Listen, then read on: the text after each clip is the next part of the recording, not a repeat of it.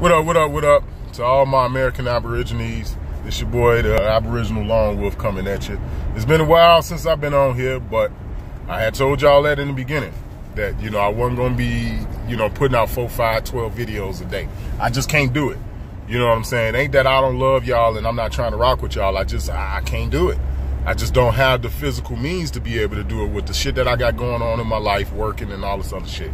But like how I also told y'all that, you know what I'm saying, I ain't forgot about y'all. You know, I ain't forgot about y'all. I still love y'all, man. I'm still out here. I'm still doing my thing with my son. You know, I'm still fighting. Matter of fact, I seen him last weekend. Was it Sunday? Saturday. Last Saturday I seen him. And, you know, we chopped it up and shit. And we was talking about a lot of the stuff that I'm talking about on here now.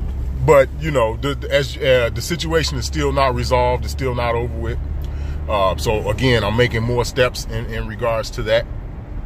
But it's so crazy, man. Just to touch on this a minute about my son, because this is not really what the whole video is going to be about. What's crazy about that shit, man, is how these motherfuckers be chewing on their own tongue when I go in court. You know, and it's like, that go to show you what I'm talking about now with this whole situation is the evilness in it. Right? To where I've bagged judges and corners, man. Well, not judges, but the judge that's presiding over this case. Backed this nigga into a corner only for him to stammer and backpedal and stutter and shit when he talking to me, right? And everybody know what that's a sign of. Especially, is this a fucking judge? This a nigga with a black robe on. You know what I'm saying? And he's stammering and stuttering and shit when he talk, face turning red. I love white people for that reason, boy. White people cannot hold their emotions. They try, but they can't do nothing about their face turning red. Anyway, you know, so it'd be that type of scenario. And you have to wonder sometimes, you say to yourself, oh shit, hold on, man. You have to ask yourself sometimes, you know, how evil can a motherfucker be? Right? To where they know they wrong. They dead wrong for the shit they doing. And they carry on anyway. You got to be an evil motherfucker, man. Especially when it's in regards to someone else's child. Same thing like with another good example, and I'm going to jump off about the whole thing with my son. Another example would be like the police. You know, we done all seen videos of the police beating the shit out of a motherfucker's kid, right? But then Child Protective Services to come in and take your children from you for beating the shit out of your child for something that he might have done wrong. You know what I'm saying? But yet, the fucking police officer is always justified. And why he body slammed a little teenager or why he blah, blah, blah, blah, blah, blah. But you can't do it to your own motherfucking children. And motherfuckers are okay with this. It's like, I don't understand that. You know, not only are a lot of our people afraid and they come to a condition of being complacent about it, again, it goes back to that same question that I was just saying about with this judge presiding over my son case. How evil can a police officer be to beat the shit out of a motherfucker's child when he know goddamn well if that parent did that to that same child, there's a very good chance that Child Protective Services will get involved. Police officers know this. They know this. See, I don't believe in that. It's only a couple of bad police officers and they spoiled a whole bunch. I don't believe in that. I say they all fucked up. Now, that's just my opinion. And I'll save that opinion and comment and shit for another video for another day. But I'm just saying, when you listen to me, understand I'm not that nigga that say, oh yeah, there's only a handful of police officers that's fucking it up for everybody. Bullshit. That's bullshit. But anyway, so, my next topic that I want to touch on, and I'm not going to be on here too long, man, because, you know, I'm driving and shit. But, you know, Lakeshore Drive normally don't be too crowded, especially around this time of the day. The other thing I wanted to touch on real quick, right? This Freemason shit is a big thing. It's a big thing. Freemasonry run the world. Whatever top powerful motherfucker that you can name, whether if it be in politics, entertainment, or sports, no matter who the fuck you can name, they all Freemasons, right? I remember the scuffle and the beef that Jerry Reinsdorf and Michael Jordan used to have back when Jordan was playing with the Bulls and all this other shit. And one of the things I found ironic was how much fucking beef could him and dude had when he used to play for the White Sox. Remember that? Remember when Jordan left and went to play for the White Sox for like a season or two? Well, Jerry Reinsdorf owned the motherfucking White Sox. Jerry Reinsdorf on the run, he won the White Sox. You know what I'm saying? So it's like, what? In other words, it was fake. It was a fake-ass psyop, right? Because Michael Jordan is a Freemason, right? And one of the things I want to touch on, right, is how this whole thing with Freemasonry is not being talked about within the Aboriginal community. And I'm starting to find this shit very strange. Very strange. A lot of the motherfuckers in the Aboriginal community, they'll touch on how some of our people were traders and how they sold us out. And they'll try to connect some of that in history, you know, about how, like, case in point, how certain tribes sided with the French and then certain tribes sided with the British and, you know what I'm saying, shit like that, right? Now, they'll touch on that, right? But they won't connect the dots to 2019. You dig? Today is motherfucking January 24th, 2019, right? It's 12:35 p.m. here Central Time in Chicago, right? And as I drive around the McCormick Place, about to pass Soldier Field and shit, right now as y'all listening to this video, nobody within the Aboriginal community is talking about this, right? Why is this important? Why am I even making this motherfucking video? Because I believe in all my motherfucking heart that if it wasn't for our own motherfucking people, it would either, this shit would never be going on, or it would be very hard for these motherfuckers to maintain. Because they done got comfortable. They ain't just conquered and overtook. These niggas done got comfortable. Like, they done got comfortable. Because our people are so afraid. They so docile. They so much in the fucking trance and they so asleep. Like, you know, the shit about the Willie Lynch letter, like a lot of motherfuckers argue whether or not if the Willie Lynch letter is really true or not, or if it was really wrote or whatever, or if the motherfucker Willie Lynch really exists, right? There's a big thing about that. Well, a lot of motherfuckers are saying that's fake, right? Fake or not? Damn, my bad. Fake or not, man, the shit working.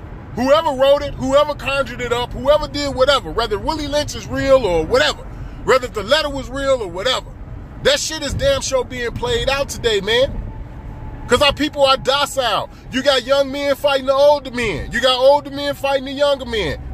You know what I'm saying? The little young chicks walking around acting like they shit don't stink. The women, the older women can't say shit to them. But then again, a lot of the older women are fucked up too, and this is where a lot of the little girls is getting it from. These little niggas out here gang banging and selling drugs, they got that from the older guys. These little females out here fucking all these different guys, and if you ain't got no money, she ain't fucking with you, and she all on Instagram, all vibrant and looking pretty and shit. She got that from her mama. Period. She got that from other women.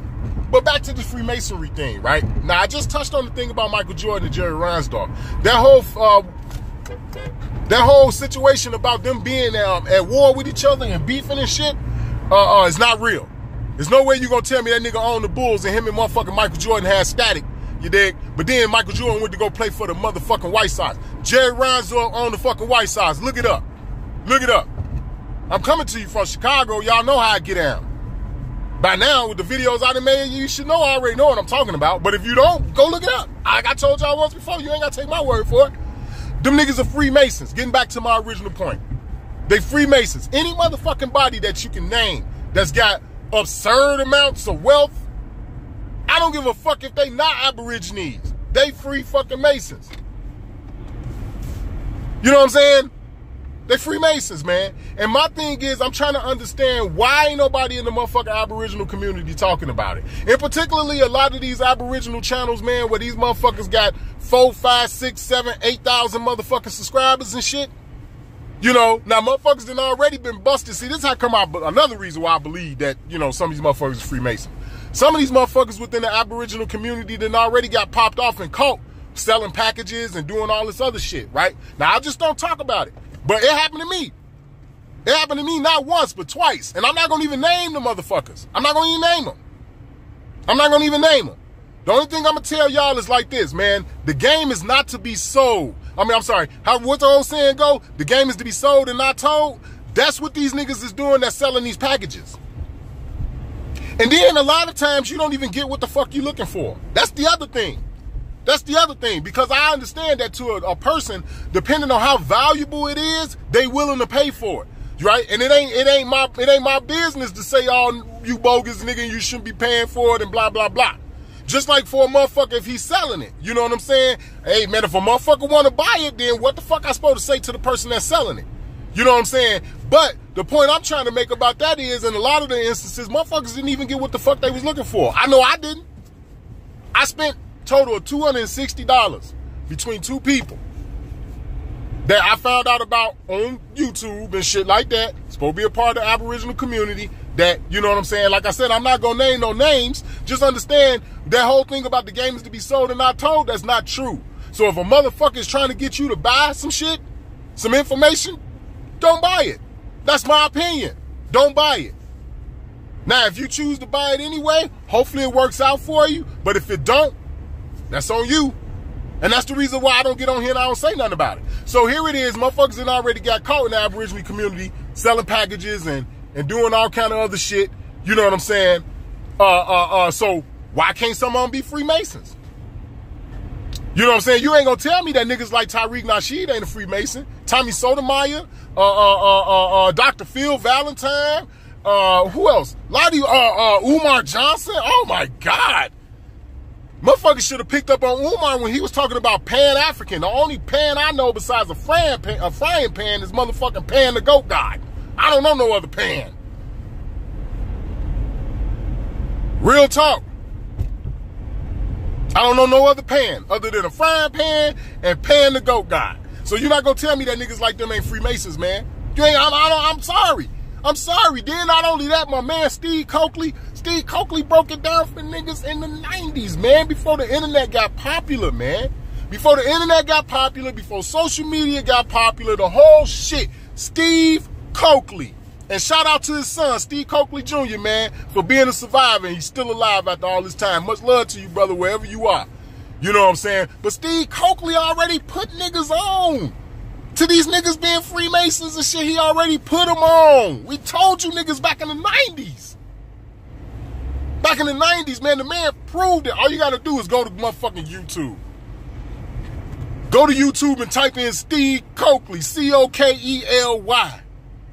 And watch all the shit that come up. Watch all the fucking videos that come up. Man, the man broke the shit down. R.I.P. to motherfucking Steve Coakley, man. This shit is not nothing new. I'm bringing this up once again because there's nowhere in hell we gonna get change. Real change. Without dealing with our people, man, that's hurting us, man. Our people are hurting us. If you my enemy, I expect you to do what it is you do to me. But when my own people serve me up on a platter to you, I have a fucking problem with that. No doubt.